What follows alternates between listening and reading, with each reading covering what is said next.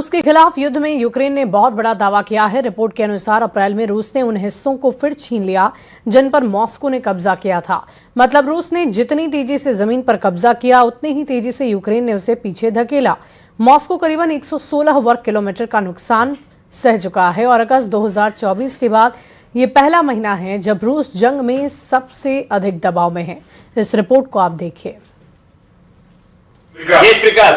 Подготовиться к совместным действиям. Совместным действием готов. Проконтролировать правильность набора. Набор верен. Внимание, расчет. Вот. Есть вот. Приказ введен.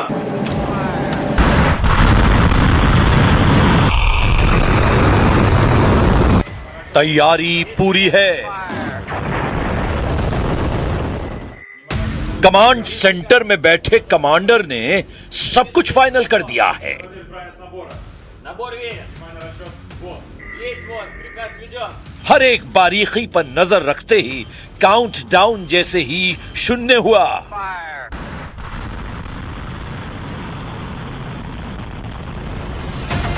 Missile 7 समंदर पार करने के लिए तैयार हो गई। आसमान का सीना चीरते हुए मिसाइल तेजी से ऊपर की ओर बढ़ने लगी और यह मिसाइल कोई आम मिसाइल नहीं है। यह मिसाइल पूरी धरती का भविष्य बदल सकती है, किसी भी देश का भविष्य तय कर सकती है। यह है दुनिया की सबसे खतरनाक मिसाइल, परमाणु कहर मचाने वाली सबसे विध्वंसक मिसाइल, सरमत का सबसे बाहुबली अवतार। Это может двигаться не только по баллистической, но и по суборбитальной траектории, что, в-третьих, позволяет обеспечить дальность применения свыше 35 тысяч километров с одновременно улучшенными в 2 раза характеристиками по точности. И, наконец, с возможностью преодоления всех существующих и перспективных систем противоракетной обороны. В конце текущего года «Сармат» действительно будет поставлен на боевое дежурство. रूस के खिलाफ युद्ध में यूक्रेन ने बहुत बड़ा दावा किया है। रिपोर्ट के मुताबिक अप्रैल में यूक्रेन ने उन हिस्सों को फिर छीन लिया है जिन पर मॉस्को ने कब्जा किया था। मतलब रूस ने जितनी तेजी से जमीन पर कब्जा किया उतनी ही तेजी से यूक्रेन ने उसे पीछे धकेल दिया। मॉस्को को करीब 116 वर्ग किलोमीटर का नुकसान। अगस्त 2024 के बाद यह पहला महीना है जब रूस जंग में सबसे दबाव में है। एक महीने में रूस की सेना तेजी से 500 किलोमीटर तक यूक्रेन के अंदर गई और फिर उसे 116 किलोमीटर पीछे हटना पड़ा। मतलब अप्रैल में रूस को 116 वर्ग किलोमीटर का नुकसान उठाना पड़ा। हालांकि अभी भी रूस के कब्जे में यूक्रेन के 18% इलाके हैं, लेकिन ये ज्यादातर क्रीमिया और डोनबास के हैं। यूक्रेन के लगातार ड्रोन हमले मॉस्को ब्रिगेड को पीछे हटने पर मजबूर कर रहे हैं। इस बीच मई में रूस ने सबसे शक्तिशाली मिसाइल का परीक्षण कर फिर से दुनिया को चौंका दिया है।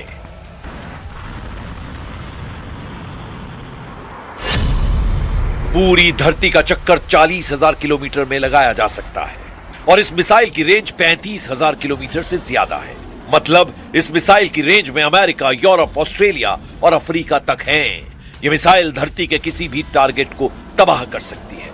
इतनी लंबी दूरी की मिसाइल सिर्फ यूक्रेन को टारगेट करने के लिए तो नहीं बनाई गई है। क्या पुतिन ने अमेरिका और नाटो को बताने की कोशिश की है कि सुपर पावर वाली धौंस क्रेमलिन को कभी मत देना? तो क्या पुतिन ने क्लियर कर दिया है कि अगर रूस को घेरोगे तो पूरी दुनिया कीमत चुकाएगी? क्या मॉस्को ने फिर बता दिया है कि दुनिया की परमाणु ताकतों की गिनती होगी तो रूस सबसे अव्वल होगा? और क्या यह सिर्फ टेक्नोलॉजी का प्रदर्शन है या यूक्रेन युद्ध में स्ट्रेटेजिक मैसेज? И в чем преимущество нашей новейшей системы? Во-первых, это самый мощный ракетный комплекс в мире, не уступающий по мощности стоящему у нас на вооружении ракетному комплексу «Воевода», как только что было сказано, еще советского производства.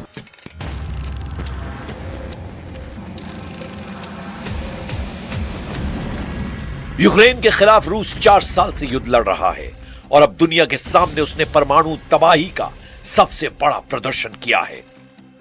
नेटो रूस के सरमत मिसाइल को शैतान मिसाइल बताता है और अपग्रेडेड सरमत मिसाइल उससे भी ज्यादा शक्तिशाली है। मॉस्को ने सरमत मिसाइल पर काम 2011 में शुरू कर दिया था। 2018 में उसे बड़ी कामयाबी हाथ लगी और अब उसने इसे दुनिया की तबाही का सबसे बड़ा हथियार बना दिया है। यह मिसाइल एक साथ कई न्यूक्लियर वॉरहेड ले जा सकती है, हजारों किलोमीटर दूर तक हमला कर सकती है और दुनिया की किसी भी मिसाइल डिफेंस सिस्टम को चकमा दे सकती है। सरमत RS-28 की नॉर्मल बैलिस्टिक रेंज 18,000 किलोमीटर है। FOBS यानी ऑर्बिटल रेंज 35,000 किलोमीटर से ज्यादा है।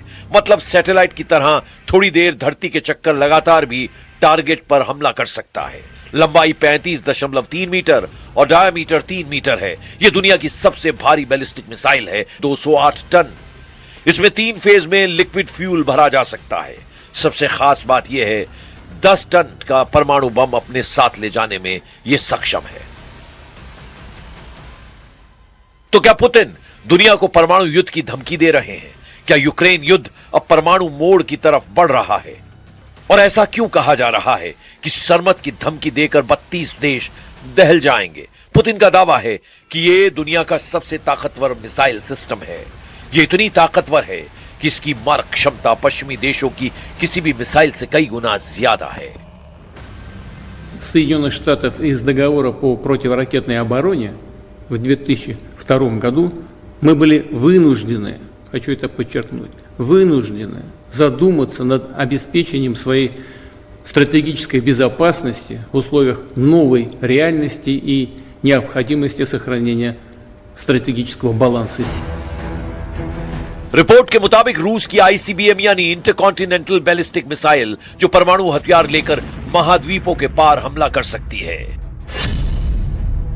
यानी अगर रूस से छोड़ी जाए तो अमेरिका, यूरोप, ब्रिटेन सब इसकी रेंज में आ सकते हैं। और सबसे खतरनाक दावा, रूस कह रहा है कि सरमत हर मौजूदा और भविष्य की मिसाइल डिफेंस सिस्टम को भेज सकती है। रिपोर्ट्स के मुताबिक इसमें MIRV टेक्नोलॉजी इस्तेमाल की गई है, यानी multiple independently targetable re entry vehicles.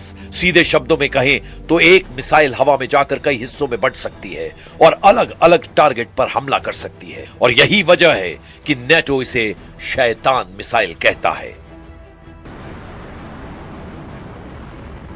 रूस का यह भी दावा है कि सरमत पारंपरिक बैलिस्टिक ट्रैक पर नहीं है, बल्कि सब ऑर्बिटल ट्रिजेक्टरी से भी जा सकती है, यानी दुश्मन के रडार और डिफेंस सिस्टम के लिए इसे ट्रैक करना और मुश्किल हो सकता है। С 2025 года на боевое дежурство поставлен ракетный комплекс средней дальности наземного базирования «Орешник», который также может быть оснащен ядерными боеголовками. На завершающей стадии находятся работы над 2 комплексами с малыми ядерными двигательными установками, и это уникальные беспилотный подводный аппарат «Посейдон» и уникальная крылатая ракета глобальной дальности «Буревестник».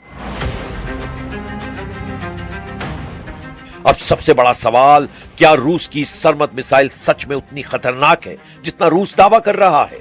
पश्चिमी देशों के कई एक्सपर्ट्स दावा कर रहे हैं कि रूस ने पहले भी अपने कई हथियारों को लेकर बड़े बड़े दावे किए, लेकिन जमीन पर तस्वीर अलग निकली। सरमत प्रोजेक्ट खुद कई सालों की देरी और असफल टेस्ट का सामना कर चुका है। रिपोर्ट के मुताबिक 2024 में इसके एक टेस्ट में भारी विस्फोट हुआ था, जिससे लॉन्च साइट पर बड़ा गड्ढा बन गया था।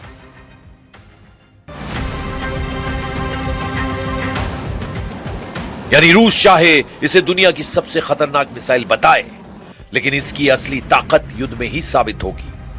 फिर भी दुनिया इसे हल्के में नहीं ले रही, क्योंकि रूस दुनिया की सबसे बड़ी परमाणु ताकतों में से एक है। उसके पास अमेरिका से भी ज्यादा परमाणु हथियार हैं। कुल मिलाकर पुतिन की न्यूक्लियर कमांड इस वक्त पूरी तरह एक्टिव है। वो अपने तमाम खतरनाक न्यूक्लियर हथियारों और उनके डिलीवरी सिस्टम को बार बार परख रहे हैं।